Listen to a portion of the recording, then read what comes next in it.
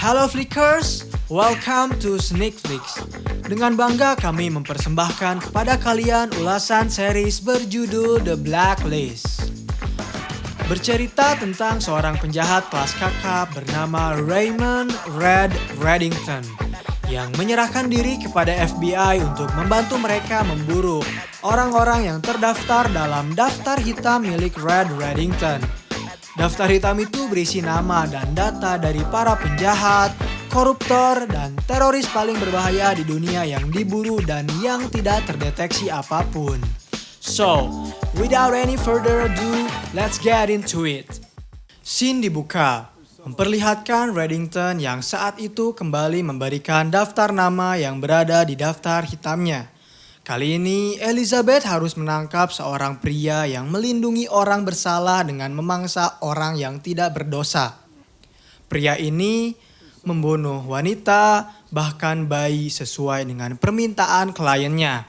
Sepengetahuan Reddington, pria itu telah disewa untuk melindungi seorang pria bernama Peter Marzik dan istrinya. Tak ada yang tahu pasti siapa nama asli dari Blacklister ini. Namun, semua orang menyebutnya sebagai Alchemist. Scene bergerak pada seorang pria yang tengah bercumbu bersama seorang wanita. Tetapi saat mereka berdua sedang dilanda asmara, wanita tersebut tiba-tiba tak sadarkan diri begitu saja di kasur. Dan saat ia terbangun, dirinya telah berada di dalam sebuah pesawat yang sedang mengudara. Wanita itu terkejut. Di hadapannya terdapat sebuah paspor pria bernama Peter Marzik. Ternyata di dalam pesawat tersebut ia tak sendirian, karena di depannya pula terdapat seorang pria. Wanita itu memanggilnya sebagai Peter. Namun pria itu menolak karena merasa Peter bukanlah nama aslinya dan ia tak pernah memakai tato. Lalu tiba-tiba mereka melihat seorang pria yang terjun dari pesawat mereka. Kemudian pesawat tersebut jatuh hancur setelah pesawat tersebut tak terkontrol. Dan inilah The Alchemist, Blacklister nomor 101 di daftar hitam milik Reddington. Kemudian scene bergerak ke lokasi hitam. Saat itu pihak FBI sedang berkumpul untuk membahas tentang pemburuan terbaru mereka. Elizabeth mengkonfirmasi bahwa kecelakaan pesawat yang baru saja terjadi menelan korban seorang informan bernama Peter Marzik dan Catherine Marzik. Cooper berpendapat sesuai dengan apa yang Reddington katakan jika mereka berdua awalnya menghilang, namun kini mereka ditemukan terbunuh. Cooper ingin Elizabeth dan Ressler memanggil Reddington untuk segera menghadap ke lokasi hitam. Tapi Elizabeth memberitahu jika Reddington hanya bertemu di luar. Ia belum tahu bahwa pemburuan mereka sudah berakhir di Newton Phillips. Juga, Reddington percaya bahwa ada orang dalam yang terlibat dalam penculikan dirinya kala itu. Namun Cooper tak mau mempersalahkan hal tersebut terlebih dahulu, karena kini fokus dirinya adalah mencari keberadaan Alchemist dan meminta bantuan kepada Reddington. Lalu scene menuju pada Reddington yang saat itu telah membentuk timnya sendiri. Reddington menunjuk Borakov sebagai pemimpin tim untuk mencari tahu seluk-beluk dari operasi penculikan dirinya. Borakov yang telah membentuk tim terbaiknya memberitahu Reddington bahwa mereka menemukan data mentahan dari informasi rahasia milik pemerintah saat mereka bekerja sama dengan perusahaan swasta. Data mentahan tersebut merupakan lapisan 2 dari Intel. Awalnya Borakov memberitahu Reddington jika akan sulit untuk menyatukan semua data mentahan itu. Tetapi Reddington tak peduli. Ia ingin data tersebut disusun kembali olehnya. Setelah itu, Reddington pergi ke sebuah gereja untuk bertemu dengan Elizabeth yang memberitahu bahwa Reddington salah mengenai Peter. Alchemist tak disewa untuk melindungi Peter, melainkan ia disewa untuk membunuhnya. Namun semua itu dibantah oleh Reddington yang memberitahu bahwa Peter masih hidup. Meskipun Elizabeth telah menjelaskan jika mereka mendapat informasi kematian Peter menggunakan analisa DNA dan sampel darah dari forensik, tetapi Reddington memberitahunya bahwa mereka harus memeriksa sampel gigi Peter. Reddington menegaskan memang DNA tak pernah bisa diubah, namun Alchemist bisa melakukan hal itu. Alchemist adalah ahli forensik. Dia seniman yang melukis dalam darah dan sampel air liur. Bahkan Fredington mengakui jika alkemis lebih baik daripada dirinya untuk membantu orang menghilang. Itulah alasan mengapa Pitor menyewa alkemis bukan dirinya. Pada malam harinya, Elizabeth, Ressler, dan agen Malik sedang berada di sebuah bar untuk menjebak seorang pria yang diduga bisa menuntun mereka mencari keberadaan alkemis. Sembari menunggu, Ressler bercerita kepada Elizabeth bahwa mantan kekasihnya yang bernama Audrey mengajak ia untuk mengadakan makan malam. Entah apa alasannya, Audrey saat itu ingin menjelaskan terkait pertunangannya. Saat mereka berdua sedang berbincang, agen Malik memberi isyarat jika ia telah melihat target mereka. Tak mau gegabah, mereka menunggu momentum yang tepat untuk menangkapnya.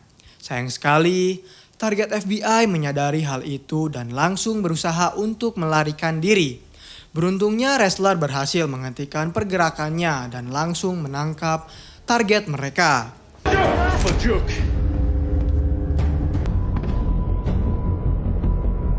Kemudian, Elizabeth kembali menjelaskan pada Cooper tentang hasil otopsi dari seorang pria yang menjadi korban kecelakaan pesawat yang baru saja terjadi. Diduga terdapat beberapa gigi korban yang telah dimodifikasi oleh seseorang. Masih tak mengerti dengan ucapan Elizabeth, Cooper meminta untuk menjelaskannya secara detail. Kurang lebih, Elizabeth tahu bahwa alkemis bisa melakukan hal yang mustahil, yaitu menyuntikkan DNA Pitor Marzi ke tubuh pria yang tak dikenali ini. Karena masih membutuhkan informasi yang pasti, Elizabeth berulang kali bertemu dengan Reddington untuk menggali informasi tentang alkemis. Seperti yang Reddington tahu, bahwa alkemis adalah yang terbaik. Ia sering mempermainkan FBI dengan cara menyuntikkan sel darah putih korbannya dan mengambil sel darah merah kliennya untuk mereka tukarkan. Terkadang, alkemis mencampurkan sel darah tersebut dengan sel darah sintetis yang membuat pihak FBI kebingungan. Apabila Elizabeth berhasil menemukan keberadaan sang alkemis, artinya Elizabeth memiliki kesempatan untuk membangkitkan kembali orang yang mati. Karena inilah dunia perdagangan kematian. Kembali ke lokasi hitam. Elizabeth saat itu sedang menjelaskan beberapa kasus tentang pembunuhan yang terjadi di restoran. Ketika pihak forensik menyatakan bahwa mereka semua telah tewas, Reddington tak percaya dengan hal itu. Ia meyakini jika mereka semua masih dinyatakan hidup dan masih banyak lagi dari masing-masing kasus yang terjadi pemalsuan kematian. Lalu tiba-tiba Aram mendapat informasi lain yang lebih penting, yaitu data pribadi milik wanita yang menjadi korban kecelakaan pesawat. Diduga wanita itu bernama Sarah Jenkins. Meskipun alkemis bisa menipu mereka dengan menyuntikkan disintetis DNA, tetapi Aram bisa mengambil sampel sumsum tulang belakang untuk mengetahui data pribadi yang aslinya. Yang menarik dari kasus ini adalah Sarah ditemukan online 72 jam yang lalu di sebuah aplikasi kencan bersama seorang pria. Belum diketahui pasti siapa pria yang ditemuinya, namun ia telah mengerimkan surat perintah. Setelah itu scene bergerak pada seorang wanita yang diduga adalah Catherine Marzik. Saat itu, ia menghampiri seorang pria bernama Trittle yang diduga adalah orang di balik julukan dari sang alkemis. Kedatangan Catherine adalah ia ingin melakukan komplain pada Trittle karena suaminya telah tertangkap oleh FBI. Sebenarnya Trittle meminta Catherine untuk melakukan prosedur sesuai yang telah ia inginkan. Namun karena Catherine terlalu banyak berbicara, Trittle justru memutuskan untuk menembaknya hingga ia tewas bersimbah darah. Di lain sisi, saat itu pria yang ternyata adalah Pitor berusaha diinterogasi oleh Ressler tentang keberadaan alkemis. Peter menjelaskan bahwa transaksi mereka dilakukan melalui seorang kurir yang mengantarkan sampel darah serta sampel air liur. Sisanya, ia tak mengetahui lebih lanjut siapa itu sang alkemis. Kini yang terpenting adalah ia ingin berbicara dengan istrinya dan pengacara pribadinya. Tak lama kemudian, datang seorang pria yang mengaku sebagai pengganti pengacara dari Peter dengan beralasan bahwa pengacaranya sedang mengalami masalah. Alhasil, Ressler mempersilahkan mereka berdua untuk berbicara terlebih dahulu. Ternyata, Peter tak mengenali pria yang baru saja memasuki ruangannya. Saat itu, Peter justru memarahi pria tersebut karena tiba-tiba datang dan mengaku sebagai pengacaranya. Karena marah, Peter diminta tenang dan ia diberikan sebuah permen karet guna menenangkan pikirannya terlebih dahulu. Di luar ruangan, Elizabeth menghampiri Ressler untuk memberitahu bahwa ia telah berhasil menemukan kejanggalan, di mana ternyata alkemis berhasil mengetahui semua informasi pribadi milik Sarah Jenkins di dalam aplikasi kencan. Karena hal tersebutlah, ia bisa menggandakan informasi milik Catherine Marzik. Saat Elizabeth memperlihatkan foto dari alkemis, Ressler langsung menyadari jika foto itu sangat amat mirip dengan pria yang mengaku sebagai pengacara Peter di ruangannya. Sayang sekali, mereka telat karena Peter telah tewas dan sang alkemis telah pergi menghilang begitu saja. Masih dalam pencarian orang, agen Malik berhasil mengetahui data diri dari sang alkemis. Seorang pria bernama Eric Trittle gagal lulus di bidang kedokteran dan memalsukan kelulusannya di Harvard.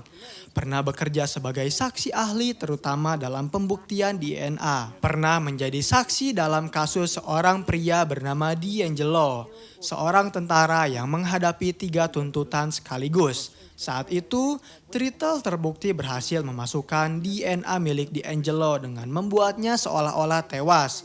Beberapa minggu kemudian, Trittle dikabarkan hilang dan ia dicap sebagai penipu. Karena penasaran, Cooper bertanya apakah Trittle memiliki kerabat atau keluarga.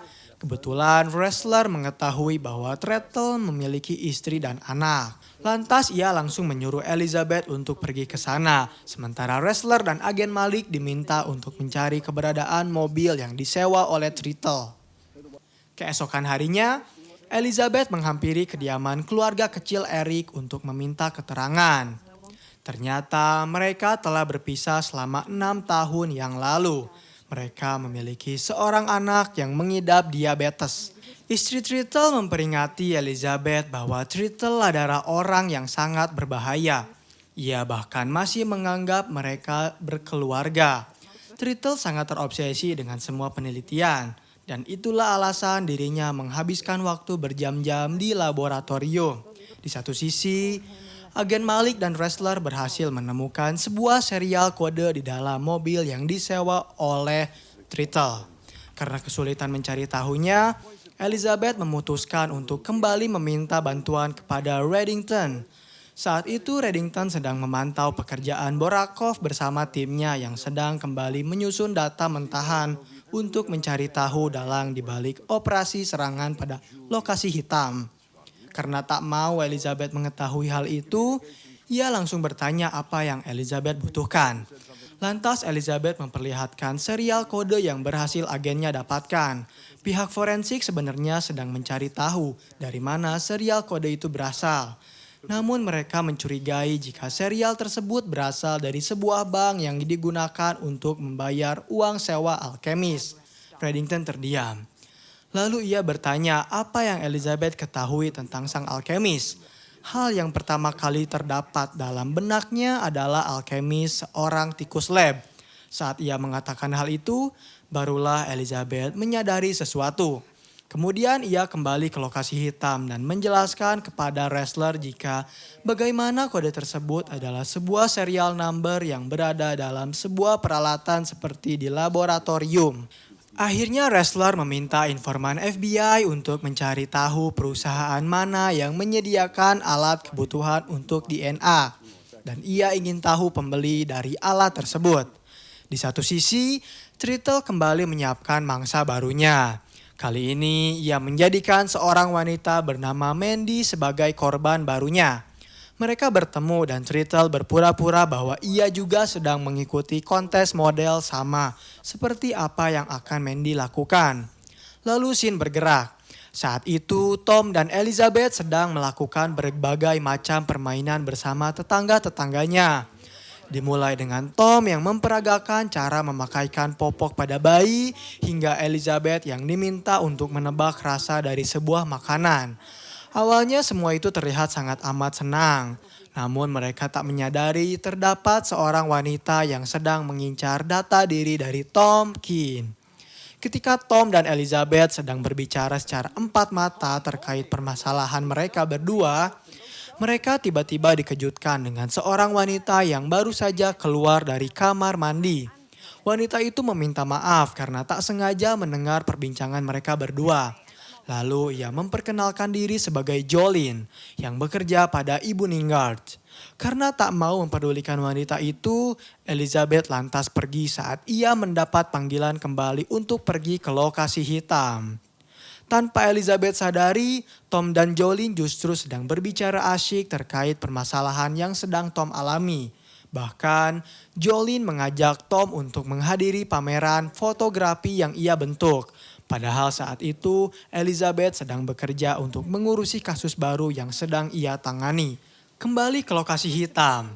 Agen Malik menjelaskan bahwa ia menemukan sebuah perusahaan peralatan medis yang mendapat pelanggan di waktu yang sama ketika keluarga Marzik menyewa Tritle. Setelah mendapat nama dari perusahaan tersebut, mereka lantas menggeledah perusahaan itu untuk mencari tahu petunjuk keberadaan Tritle. Ketika mereka sedang menggeledah, ternyata Tritle telah mengetahui terlebih dahulu bahwa pihak FBI akan datang menangkapnya. Karena hanya istrinya yang bisa memberitahu di mana keberadaan Tritle, mereka memutuskan untuk menghampiri rumahnya. Namun saat mereka tiba di sana, ternyata istri dan anak Tritle telah ditemukan tewas bersimbah darah.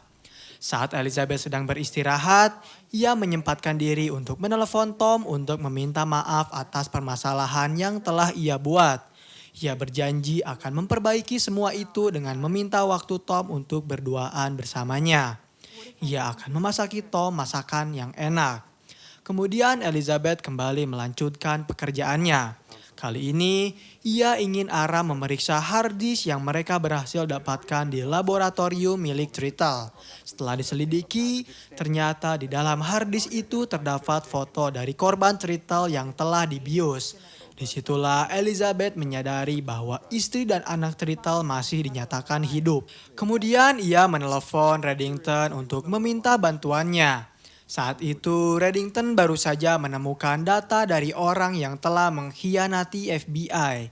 Dari data yang berhasil Borakov kumpulkan, data itu mengarah pada agen Merah Malik. Karena tak mau membuang waktu, ia langsung mengangkat telepon dari Elizabeth. Elizabeth bercerita jika anak dan istri Tritle ditemukan tewas di dalam rumahnya. Kemungkinan besar itu bukanlah mereka berdua. Perlu digarisbawahi, Reddington memberitahu Elizabeth bahwa Tritle adalah orang yang penyendiri. Anak dan istrinya merupakan orang yang penting bagi Tritle. Maka dari itu, Elizabeth harus mengetahui bagaimana mereka menjalani kehidupannya. Istri dari Tritle adalah seorang ibu tunggal, sementara anaknya pengidap diabetes yang menggunakan pompa insulin untuk menanggung kehidupannya. Mengingat anak Tritle menggunakan pompa insulin, Elizabeth langsung meminta Aram untuk memeriksa apakah pompa insulin tersebut bisa mereka lacak apabila menggunakan sistem elektrik. Ternyata Aram bisa melacaknya dan mereka berhasil menemukan keberadaan Tritle dan anak serta istrinya yang saat itu sedang berada di sebuah supermarket. Di saat itu pula, anak Tritle tiba-tiba bertanya mengapa wajahnya berada di televisi. Melihat wajah anaknya berada di televisi, ia langsung meminta kepada siapapun untuk tak melakukan panggilan telepon. Namun sayang sekali, Tritle harus melepaskan tembakan kepada seseorang yang mencoba untuk melawannya. Dan hal yang sangat disayangkan kembali terjadi pula saat anaknya harus tertembak. Tak lama kemudian, Elizabeth dan Ressler datang. Di luar supermarket, pihak kepolisian telah menyiapkan penembak jitu untuk membunuh Tritle apabila mereka perlu. Ternyata Elizabeth tak membutuhkan hal itu. Ia melepaskan senjatanya dan mencoba untuk bernegosiasi bersama Tritle. Rupanya Tritle membutuhkan bantuan medis. Apabila pihak FBI mengirimkan bantuan medis segera, maka ia akan memberikan nama ratusan dari orang yang telah FBI kira mati dan orang yang ingin mereka ajak bicara. Namun sayang sekali kesepakatan tersebut gagal disepakati saat Tritle mati di tangan istrinya sendiri. Open that door. I'm not opening the door until we make a deal. Please, she needs. But I can't help save your daughter's life. Do what she says. No! Stealth 1. Green light. Take the shot. Take the shot.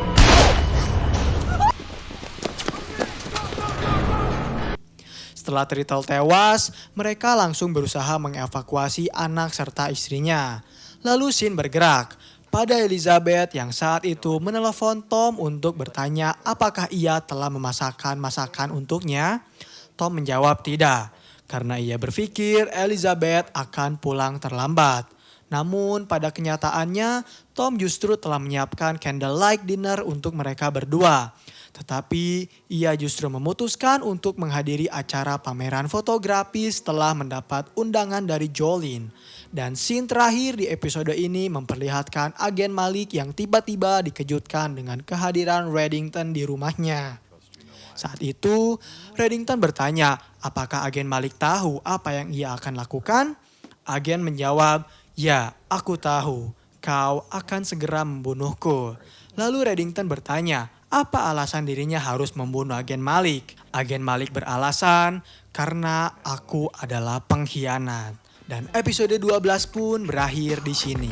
Terima kasih telah menonton video pembahasan series dari The Blacklist. Bagaimana tanggapan kalian? Komen di bawah untuk rekomendasi film atau series selanjutnya. Klik tombol subscribe untuk mengikuti perkembangan channel ini dan klik tombol like jika kalian menyukai pembahasan kami.